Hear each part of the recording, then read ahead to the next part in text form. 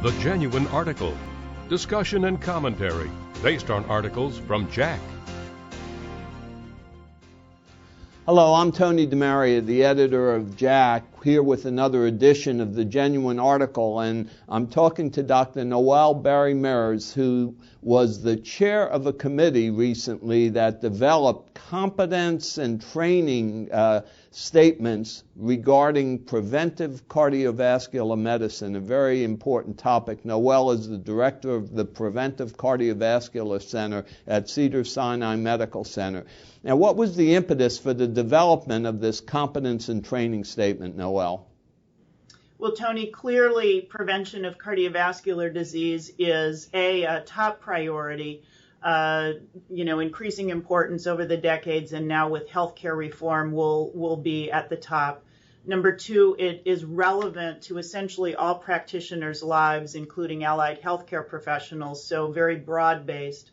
And then number three, we really wanted to also focus on leaders in cardiovascular prevention to really maintain our excellent secondary prevention programs, our guidelines, our lipid management, our cardiac rehab. So three important points.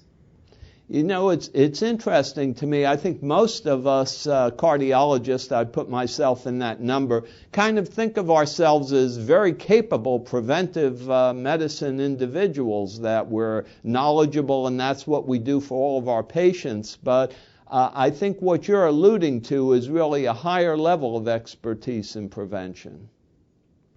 And that certainly was one component, and you will see that the writers of the guidelines or of this source document were leaders in their areas, particularly in areas of physical activity, nutrition, lipids, diabetes management, hypertension management.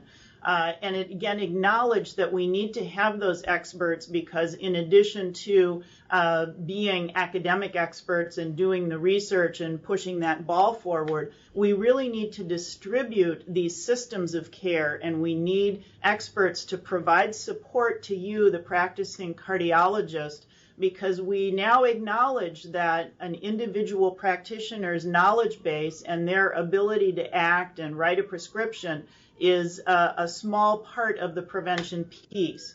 Issues of guidelines, issues of compliance, issues of nutrition, exercise, lifestyle that are often beyond that of any individual practitioner. Do you ultimately see this becoming a subspecialty of cardiology with an examination? We actually didn't, and that was an early issue of quite a lot of debate.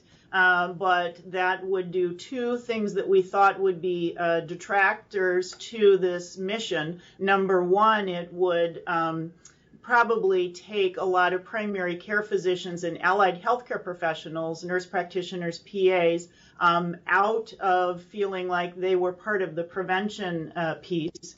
And then number two, it meant that you potentially only had a few experts that really could do this. And that's clearly, I'm a preventive specialist. I probably could take and pass that exam, and yet I can only treat a couple thousand patients at any one time. We're talking about 12 million patients with established cardiovascular disease in the U.S. right now, many more at risk that could benefit from these types of practices. Therefore, competency is really something that any individual healthcare provider should do and could do. Well, this is a fascinating document. There's 20 areas of expertise. They range from the detection of atherosclerosis by imaging to management of obesity and hypertension to epidemiologic and statistical evaluation to knowledge of genetics and genomics. It's really a wonderful document. I congratulate you very much. I'm going to read it again myself, and I urge everyone else to do that. Thanks a million for being with us.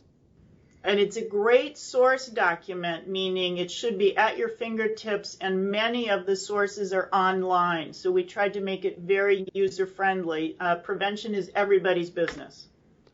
Thanks very much for being with us, Noel. For the Genuine Article, I'm Tony DeMaria. The Genuine Article. Discussion and commentary based on articles from JACC.